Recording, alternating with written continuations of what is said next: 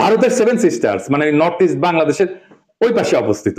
আর এই অঞ্চলের সাথে বাকি ভারতের যোগাযোগ হয় মাত্র 15 কিলোমিটার প্রশস্ত শিলিগুড়ি করিডোর, যেটাকে চিকেন নেক বলা হয়। বিএনপির কিছু কিছু নেতাকর্মী মনে করতেছে আমি বিএনপির শত্রু হয়েছি। আমি বিএনপির পলিটিক্যাল অপোনেন্ট, আমি কখনো বিএনপি করি নাই। আমারে হাসিনার লোকজন বিএনপি কইতো, আর কইতো আমি তারেক রহমানের ট্যাগে খাইয়া হাসিনার বিরুদ্ধে বলি। ভাগ্যের কি নির্মম পরিহাস, আজ বিএনপির লোকেরা বলে আমি জামাতের ট্যাগে খাইয়া বিএনপির বিরুদ্ধে বলি। আপনাদের একটা সৎ পরামর্শ দিই ভাই, পলিটিক্যাল অপোনেন্টকে বুদ্ধিমত্তার সাথে ডিল করেন। রাজনীতি করতে আসছেন, আপনার অপোজিশন থাকবে, আমার লোকের তেদরামি করতে আসেন না ভাইজান। আমি অনেক দরদ নিয়ে ক্রিটিক করি আপনাদের দলে।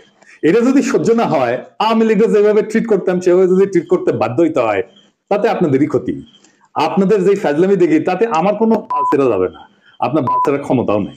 যাই হোক, অনেকে বলে বিএনপির পিছে কেন লাগিছি, উত্তরটা আগে বলছি, আর একটু খুলে বলি। এটা রাজনৈতিক দার্শনিক ভূ রাজনৈতিক বিষয় আছে এটার সাথে, আসেন না এটা আমরা খুঁজে দেখি। কয়টা প্রশ্ন করি, দেখি এই প্রশ্নগুলো আপনাদের মনে আসছে কিনা কখনো। বাংলাদেশে মুজিবকে কেন স্বৈরশাসক হয়ে উঠতে হয়েছিল? অত্যন্ত জনপ্রিয় নেতা ছিল কিন্তু মুজিব, তারপরেও স্বৈরশাসক হয়ে উঠতে হয়েছিল কেন? জিয়াকে কেন মরতে হইল? সামরিক ব্যাকগ্রাউন্ড থেকে আসা পরেও কেন জিয়াকে স্বৈরশাসক হইতে হয় নাই? কেন জিয়াকে মাইরা ক্ষমতায় এরশাদকে বসাইতে হয়েছিল? কেন এরশাদকে স্বৈরশাসক হইতে হয়েছে? কেন হাসিনাকে ফ্যাসিবাদ কায়েম করতে হয়? এই প্রশ্নগুলো পরিষ্কার উত্তর না পেলে আপনি কখনোই বুঝবেন না বাংলাদেশের সামনে বিপদগুলো কি কি। আপনি বুঝবেন না বিএনপি যায় না হোক আর না যায় না হোক দেশকে কোন গাড্ডায় নিয়ে যাইতেছে, এবং কেন বিএনপির বিরোধিতা করাটা আপনার জন্য ফরজে কিফায়া। এইটা পরিষ্কার ভাবে বোঝার জন্য আপনাদের বাংলাদেশ নিয়ে ইন্ডিয়ার কুরকুরানিটা কেন সেটা বুঝতে হবে। তা না হলে রাজনীতির কোনো হিসাব আপনি মিলাইতে পারবেন না, আর বারবার আপনি এইরকম স্বৈরশাসনের ফ্যাসিবাদের কবলে পড়বেন। আসেন আল্লাহর নামে শুরু করি।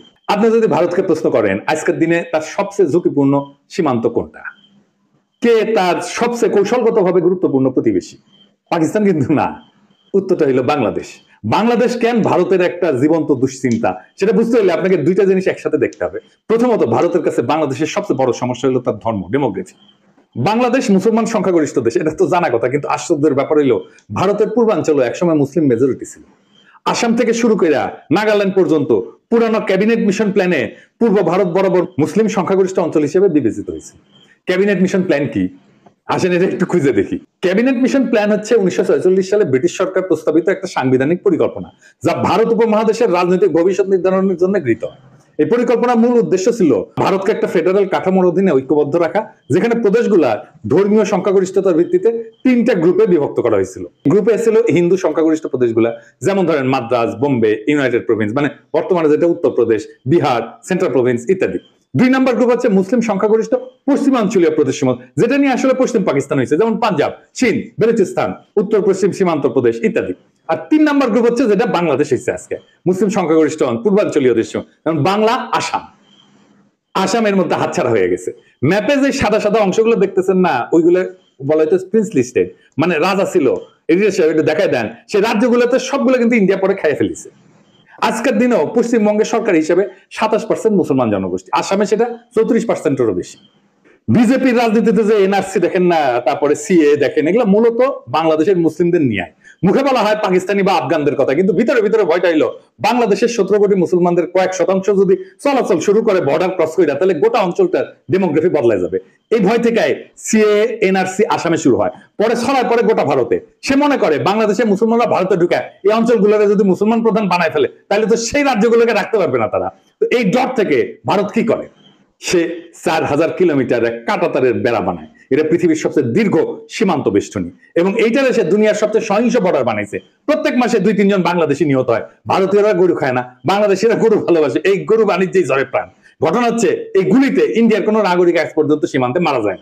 ভারতের অধিকার আছে বেড়া দেওয়া, ওর মুরগি ওই লেজে কাটুক, কিন্তু আমরা বলার কে, রাষ্ট্র চাইলে সীমান্ত বন্ধ রাখতে পারে। কিন্তু বাস্তবতা হইলো বাংলাদেশিরা তো ভারতে যাইতে চায় না, যাইতে চায় মধ্যপ্রাচ্যে, সিঙ্গাপুরে বা অন্য কোথাও। তবে তারা চলমান মানুষ, উদ্যমী পরিশ্রমী মানুষ, তারা চলে যায় সবখানে, এমনকি করাচিতেও। এইখানে আসে দ্বিতীয় সমস্যা, সেটা হইতেছে এই শিলিগুড়ি করিডোর বা চিকেন নেক। আমরা এটা আগে আলাপ করছি অনেকবার, আসেন আরেকবার একটু আলাপ করে দেখি। ভারতের সেভেন সিস্টার্স মানে নর্থ ইস্ট বাংলাদেশের ওই পাশে অবস্থিত, আর এই অঞ্চলের সাথে বাকি ভারতের যোগাযোগ হয় মাত্র 15 কিলোমিটার প্রশস্ত শিলিগুড়ি করিডোর, যেটাকে চিকেন নেক বলা হয়। এর চারপাশে চীন, ভুটান আর নেপাল। এই করিডোর যদি কেউ একদিন কেটে দেয়, তাইলে উত্তর পূর্ব ভারত বিচ্ছিন্ন হয়ে যাবে, ভয়টা এখানে। আর তার উপরে নর্থ ইস্ট নিজেই একটা বিশাল সমস্যা, ত্রিপুরা, মিজোরাম, নাগাল্যান্ড সবখানে গোষ্ঠীগত সংঘাত, ধর্মীয় ভিন্নতা, ভাষা সংস্কৃতির বৈপরীত্য, অনেক জায়গায় বিদ্রোহ হইতেছে, আবার অনেক জায়গায় বিদ্রোহীরা মায়ানমারের বিদ্রোহী গোষ্ঠীর সাথে যুক্ত। তাহলে ভারত ওইখানে যুদ্ধ বাঁধলে ট্যাঙ্ক পাঠাবে কিভাবে, সেনা পাঠাবে কিভাবে, ভারী অস্ত্রশস্ত্র পাঠাবে কিভাবে? বাংলাদেশ ছাড়া কোনো উপায় নাই। তাদের প্রয়োজন ট্রানজিট এবং করিডোর, চট্টগ্রাম বন্দরের মাধ্যমে ত্রিপুরায় প্রবেশ বা রেলপথে পূর্বাঞ্চলে যাওয়ার সুবিধা। এটাই ভারত দীর্ঘদিন ধরে চাইছে, কিন্তু ভাবেন একবার, আপনি একজন বাংলাদেশি, আপনাকে কাঁটাতারে ঘিরে রাখা হইলো, তারপরে বলা হইলো ভারতীয় ট্রাক যাবে আপনার দেশের একদিক থেকে আরেক দিকে, ভারী সরঞ্জাম যাবে। তিতাস নদীতে মাটি ফেলাম, নদীতে বাদ দিয়া রাস্তা বানায় ভারী সামরিক সরঞ্জাম পাঠাইছিল একবার, মনে আছে না? দেখেছেন কেমনে মাটি ফেলায় তিতাস মেরে ফেলাইছিল? এই রাস্তা বানানোই হয়েছিল ইন্ডিয়ার পণ্যবাহী ভারী ট্রাক নেওয়ার জন্য। তো এই যে সিস্টেম, এটাকে রাজনৈতিক ভাবে বিক্রি করা অসম্ভব, মানে বাংলাদেশের মানুষ তো মানবে না। তাই দরকার একটা গণবিরোধী ভারত বান্ধব সরকার, যারা এই চুক্তিগুলো চুপচাপ করে ফেলবে এবং জনগণ কিছু জানাবে না। এই হইলে পুরা কাহিনী। ভারত কেন বারবার বলে বাংলাদেশ আমাদের সবচেয়ে গুরুত্বপূর্ণ মিত্র? কারণ কৌশলগত দিক দিয়া বাংলাদেশ ছাড়া ভারতের নর্থ ইস্ট অচল, কিন্তু ধর্মীয় দৃষ্টিভঙ্গিতে ভারত মুসলমান পছন্দ করে না, তাই কাঁটাতারে বেড়া দিছে। আবার কাঁটাতার দিয়ে ঘিরে দিলে তার 7 সিস্টার্স অরক্ষিত হয়ে পড়ে। এই এক শাখের করাত, যাইতেও কাটে আসতেও কাটে। তাই বাংলাদেশে ভারতের সবসময় এমন শাসক দরকার যে ভারতের অনুগত হবে এবং তাদের মতে বন্ধুভাবাপন্ন হবে। ভারতের প্রতি বন্ধুভাবাপন্ন হইলে বাংলাদেশের জনগণ হয়ে উঠবে সরকার বিরোধী, তাই তাকে হইতে হবে স্বৈরাচার। বাংলাদেশের 3টা ভারত বান্ধব সরকার ছিল, মুজিব, এরশাদ আর হাসিনা। 3টাই স্বৈর শাসক। জিয়া আর খালেদা জিয়া এই 2জন প্রবল ভারত বিরোধী ছিল জন্য তাদের স্বৈর শাসক হইতে হয় নাই। একজনকে মরতে হয়েছে, আর একজনকে বিষ প্রয়োগে হত্যার চেষ্টা করা হয়েছে। আমি প্রমাণ সহ এপিসোড করেছিলাম, খালেদা জিয়াকে বিষ প্রয়োগ করা হইতেছে, দেখে নিয়েন যদি দেখে না থাকে। তাইলে এই যে মির্জা ফখরুল যে বলে ভারত বন্ধু দেশ, এটা শুনেন কি বলে। ভারত আমাদের প্রতিবেশী, সবচেয়ে বড় প্রতিবেশী, আমাদের বন্ধু। আমাদের যুদ্ধের সময় 1971 যুদ্ধের সময় আমাদের সহযোগিতা করেছিল। আমরা ভারতের কাছে সবসময় প্রত্যাশা করি যে ভারত বাংলাদেশের মানুষের পাশে দাঁড়াবে। শুনেছেন তো? আর এই যে আমরা যে অভিযোগ করি যে বিএনপির সাথে ইন্ডিয়া সিস্টেম করেছে, এই সিস্টেম যদি করে থাকে তাইলে তো বিএনপির স্বৈরাচার হয়ে উঠবে। বাংলাদেশের স্বৈরাচার হয়ে ওঠার সব শাসক ধ্বংস হয়েছে। বিএনপির নেতা কর্মীদের বলতেছে, আপনারা কি চান বিএনপি ধ্বংস হয়ে যাক? আমরা রাতারাতি বিএনপির মতো একটা দল তৈরি করতে পারবো, তাইলে ক্ষতি কার হবে? বিএনপির হবে নাকি বাংলাদেশের হবে? আজকের এপিসোড দেখার পরেও যদি আমাদের বিএনপি শত্রু বলে মনে হয়, তাহলে কিছু বলার নাই। নিজের ঘর নিজে মারতে চাইলে কেউ তারা ঠেকাইতে পারবে না। তাই যারা এখন ঘুমায় আছেন তারা জেনে রাখেন, আপনার ঘুমের দাম ভারত থেকে বুঝে নিচ্ছে। আপনার ভূখণ্ড ব্যবহার করে, আপনার নদী হত্যা করে, আপনার ভবিষ্যৎ বন্ধক রেখা, আপনার গণতন্ত্রকে লাশ বানায়, তারা আগ্রাসনকে সৌহার্দ্য বলে চালাই দিচ্ছে। আর আপনি একটা দলকে বাঁচাতে গিয়ে পুরা জাতিকে খাদের দিকে ঠেলে দিচ্ছেন।